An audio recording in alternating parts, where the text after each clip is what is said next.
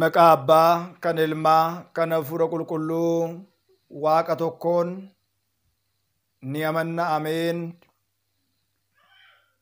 Kadhadhaa ni argattu, qosoqosaa isiniif banama. Kabajamoota jaalatamoota maatiiwwan Waaqayyoo, Waaqayyoon kan jaalattan, Waaqayyoo isiniin kan jaalatu, hordoftoonni chaanaalii keenyaa Wangeel Tuubii bakkeewwan garaagaraatti argamtan, biyya keenya Itoophiyaa, biyya keenya ala kutaa biyyoota garaagaraatti kan argamtan hundumti keessan akkam jirtu? Akkam yoo nageessanii, akkamiin turtanii? Guyyaa har'aatiin kan nu qaqqabsiise Waaqni abboolii keenyaa galanni ulfinni teessoo isaa Ariyaam irratti saafaa ta'u. Araarsummaan haadha keenya qulqulleetti Dubroo Maaramii, eegumsi ergamootaa, dhiifamni Gooftaa keenya Uumaa keenya Sillaasee hunda keenya duukaatii haa ta'u. Guyyaa har'aa kana mata duree barnoota keenyaa kan ta'u Wangeela Qulqullicha Maatiyoos boqonnaa 7 lakkoofsa 7 gubbaa irratti qosoqosaa isiniif banamaa, kadhadhaa ni argattu, kennaa isiniif kennamaa jedha. Guyyaa har'aa kana akka fedhaa fi jaalala Waaqayyootti barumsa walitti fufiinsaa kutaa jalqabaa kan waliitiin ilaallu. Barnoonni kun walitti fufaadha. Barnoonni kun walitti fufiinsa qabaa jechaadha. Guyyaa har'aa kana waa'ee kadhannaa. Kadhannaan maalidha? Kadhannaan yoom yoom barbaachisaa? Maaliitiif kadhannaa?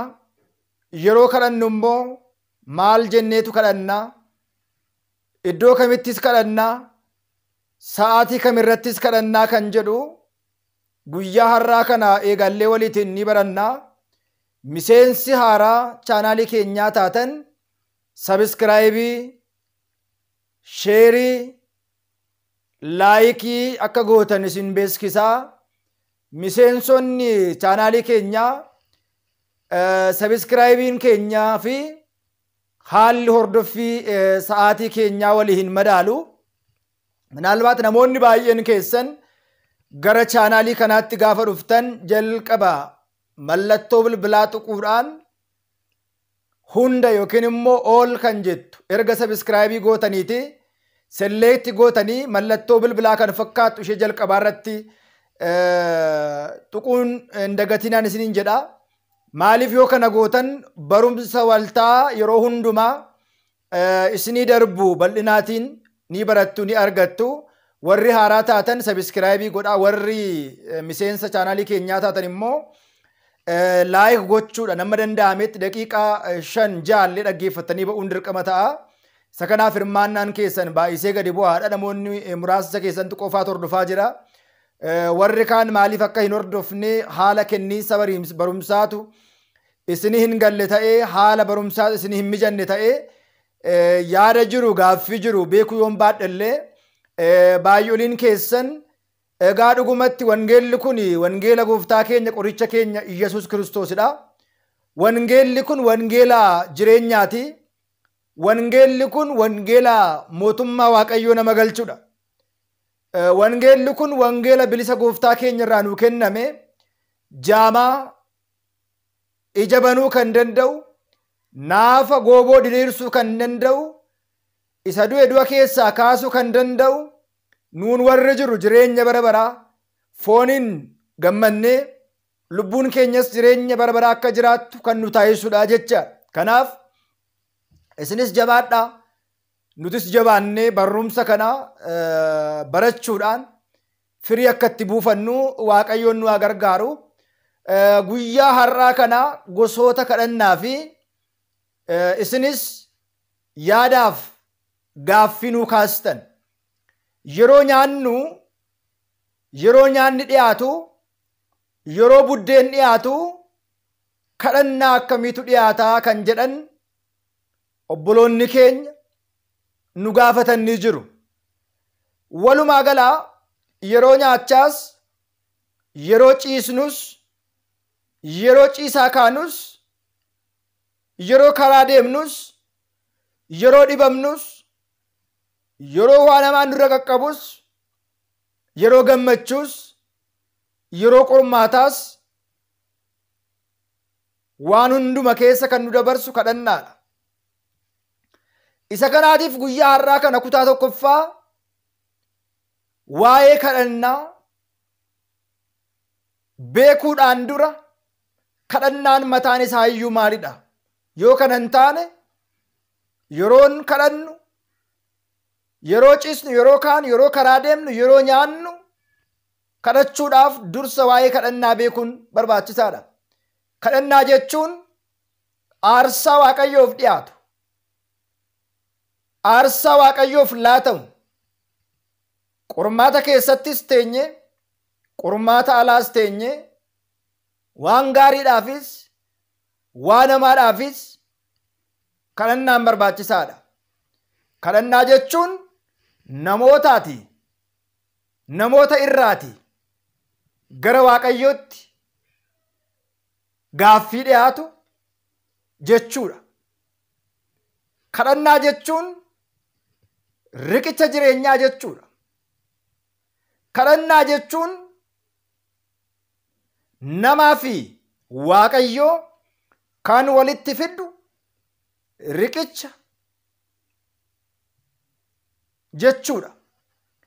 Walumaa gala kadhannaa jechuun waan dhaban argachuudhaaf, waan argataniif immoo galata laachuudhaaf, yeroo qoraman qorumsa keessaa ba'uudhaaf, yeroo gammadan gammachuu ofii ittiin ibsachuudhaaf meeshaan Waaqayyoo ittiin wal agarru kadhannaa jedhama.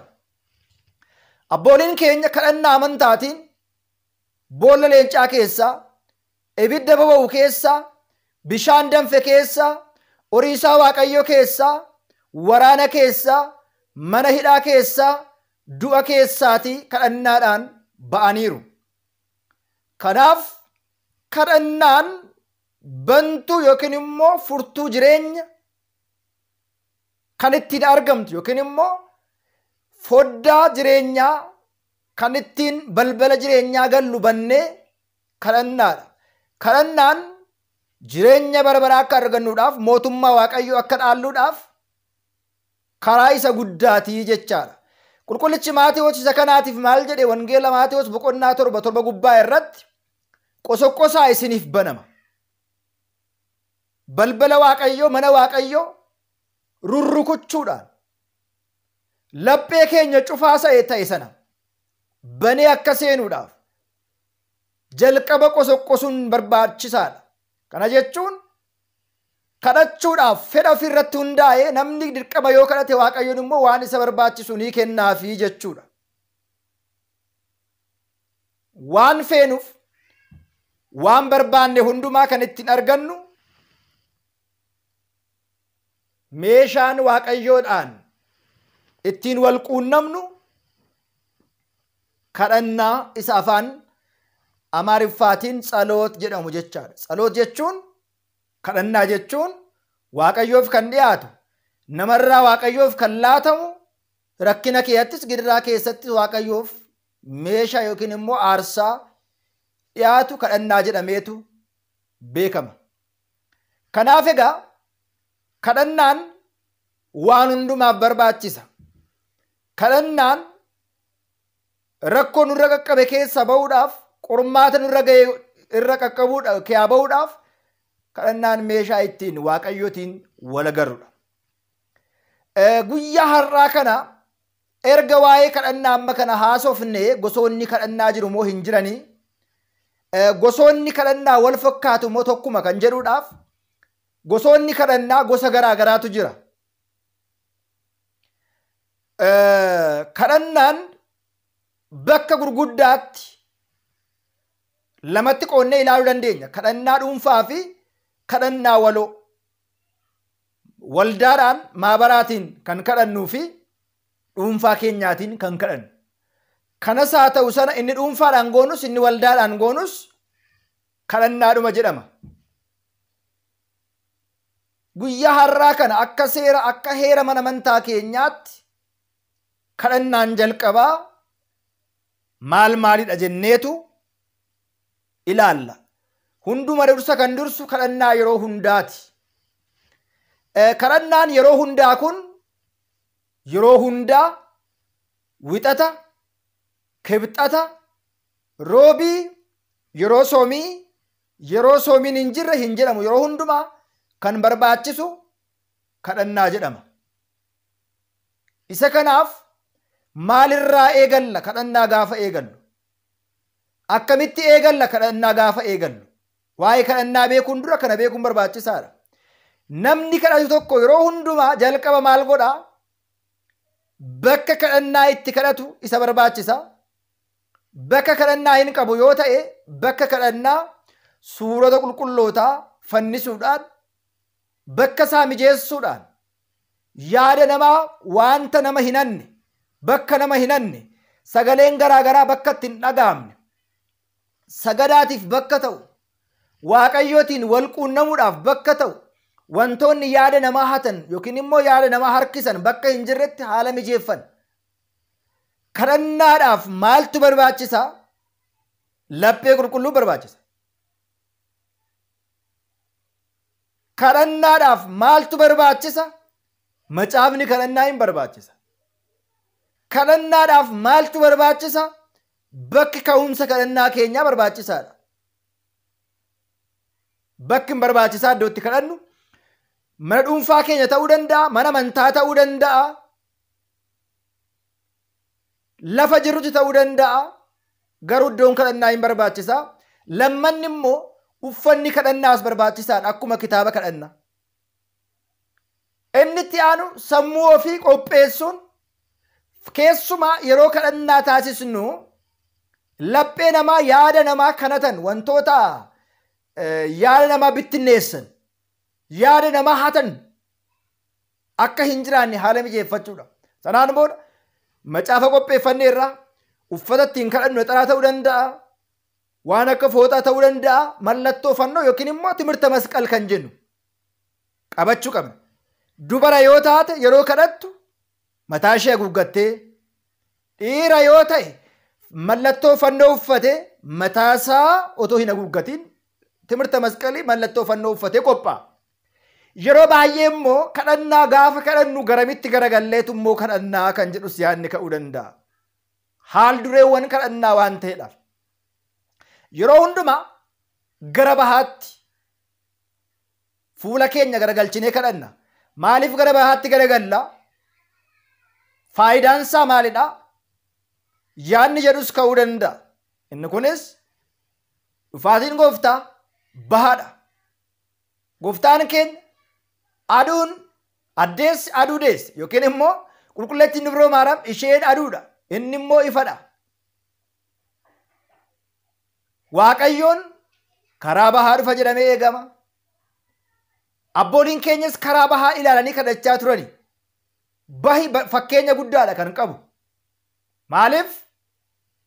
Abdiin jireenya ilma namaa fooniin jiraachuu isaa aduun karaa lixaa lixxu kun dukkanaan kan fakkeeffamu. Inni karaa bahaa dhufu garuu ifadha gooftaa keenyadha.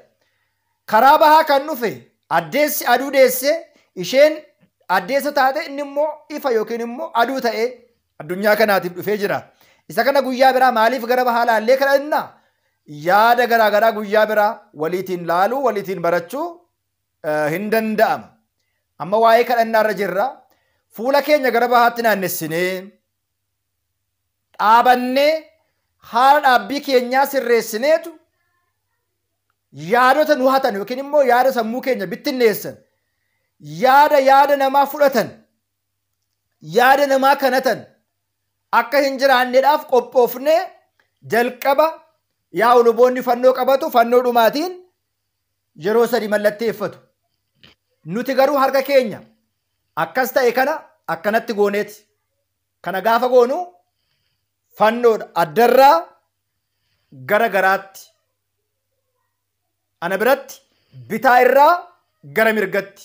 Kana gaafa jennu Waaqayyo samiirraa bu'eetu haara keenya qulqulleetti dubroo maaran foon isheerraa foon, lubbuu isheerraa lubbuu fudhatee dhalatee warra bitaan fakkeeffaman cubbamoota wangeela Maatewos boqonnaa 25 irratti akkuma dubbatu cubbamoota karaa bitaa turan, yakkamoota karaa bitaa turan gara mirgaatti deebisee jechaadha.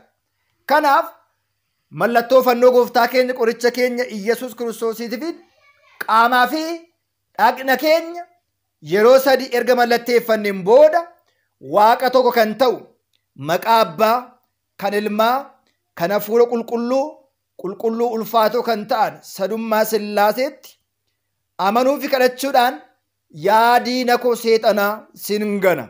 Kanaafis mana kiristaanaa fuuldura dhaabadhee sin gana. Kanaafis ragaan koo Maaramiidha. Addunyaa isa dhufuttis ishee da'oo taasisee yaa diina koo seexanaa sin gana. Yaa gooftaa si galateeffanna. Yaa gooftaa si kabajna. Yaa gooftaa siif bitamna. Yaa gooftaa maqaa kee qulqulluu ni galateeffanna. Jilbi hundumtuu siif sagada, siifan sagada. Arrabni hundumtuu siif bitama, siif bitamna. Waaqa waaqotaa, gooftaa gooftotaa, mootiin moototaa sidha. Isinis yeroo kadhattan akkana jedhaa kadhadhaa jedhee qulqulluu ilma kee akkuma nu barsiise si kadhannaa jedha. Asirratti hundi keenya beekuu kan qabnu kadhannaa haala kadhannaa kan nu barsiise gooftaa keenya qoricha keenya Iyyasuus Kiristoosidha. Keessumaa asirratti dhagaa wangeela Maatiyoos boqonnaa 6 lakkoofsa 5 kaasnee gaafa ilaallu keessumaa yeroo midhaan nyaannu yeroo maaddiin dhiyaatu maal jenneetu kadhannaa kan jedhu yaada ka'eefis kadhannaa yeroo hunduma keessaati kadhannaa jiru walitiin haa ilaallu. Wangeela Maatiyoos boqonnaa 6 lakkoofsa 5 kaastanii yoo ilaaltan bal'inaatiin argattu. Hunda dursaa harka keenya ol kaasnee gara samii ilaallee yaa Waaqayyo yeroo sadi erga mallatteeffanneen booda yaa Waaqayyo yaa Abbaa keenya ati yeroo hundumaa eebba keetiin nu daawwatta. Arjummaa keetiinis nuuf laatta. Maaddii abboolii keenyaa kan Abrahaam fa'aa akkuma eebbiste guyyaa har'aa kana maaddii keenyas nuuf eebbisi. Yaa gooftaa keenya uumaa keenya Iyyasuus Kiristoos nuti nyaachuuf qophoofnee jirra. Nuti dhuguudhaaf qophoofnee jirra. Waan nyaatamu, waan dhugamu, waan nuu laatteef si galateeffanna. Obboloota keenya rakkoo keessatti argaman, gidiraa keessatti argaman, beela keessatti argaman, waan nyaatamu, waan dhugamu dhabanii warra rakkatan arjummaa keetiin yaadadhu. Asirratti kadhannaa irratti yeroo kadhannu samii gubbaa ilaalla. Maaliif? Yaa Abbaa keenya samiirra kan jiraattu jenneetu. Isa kanaaf macaafa qulqulluu irratti yeroo nyaataa kadhannaa kana gaafa jennu wangeelaa qulqullicha Maatiyoos boqonnaa 6 lakkoofsa 5 gubbaa irratti isinis yeroo kadhattan akkana jedhaa kadhadhaa. Akkana jedhaatii kadhadhaa.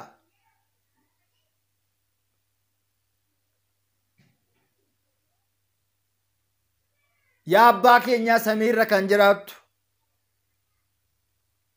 maqaan kee haa qulqullaa'u, mootummaan kee haa dhufu, jaalalli kee akkasuma samiirratti kan ta'e akkasuma lafarratti haa ta'u. Buddeena keenya soora keenya har'a ga'u nuu kenni. Yakka keenya nu dhiisi. Qorumsatti nu galchiin. Hamaarraa buddeena keenya har'a ga'u nuu kenni. Nuun immoo warra nu miidhan dhiifama akka isaanii goonu badii keenya dhiifama nuu godhi. Waan hamaarraa nu oolchi malee gara qorumsaatti nu gatiin. Humnis galannis bara baraan. Amiin. Yaa gifti kee dubroomaadhaa nagaa ergamaa qulqulluu Gabrieliitiin nagaa siin jenna. Yaada keetiin dubaroodha. Foon keetiin dubaroodha. Yaada Waaqayyoo siif galanni haa ta'u. Ati dubartoota keessaa kan eebbifamtedha. Firiin garaa keetii kan eebbifamedha. kennaan kan guutamte gammadii waaqayyoon si wajjin jira oo jaalatamaa ilma kee gooftaa keenya fayyisaa keenya Iyyasuus Kiristoos irraa dhiifama nuu kadhu cubbuu keenya akka nuu dhiisuuf hanga baraatti amiin jennee kadhannaa jalqabaa kadhannaa yeroo hundaa bifa kanaatiin adeemsa kanaatiin kadhanna. Adeemsa kanaatiin kadhanna itti aanne haala kadhannaa fi kadhannaa jalqabaa kadhannaa yeroo hundaarra jirra. Kadhannaawwan garaa garaa ni jiru. Wixataati hanga kibxataatti kan kadhataman kadhannaan jiru. Isaan kana dabaree ilaalaa ni deemna.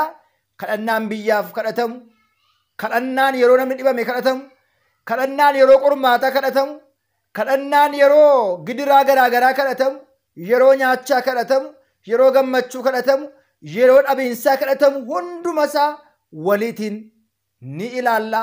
Kutaa lammaffaa yaa abbaa keenyarraa kan jedhu kaasnee kadhannaa yeroo hundaa hanga galata guyyaa guyyaatti የዘውትር ጸሎት kan jennu kaasnee hanga dhumaatti kadhannaa giifti keenya maaramii hanga dhumaatti waliin ilaalla. Kadhannaan kun yeroo hundumaa kan ta'udha. Mallattoo fannoo gooftaa keenyarraati yaa giifti keenya maaram nagaan siif haa ta'u hanga juutti kadhannaa yeroo hundaati yeroo kamillee kan kadhannudha.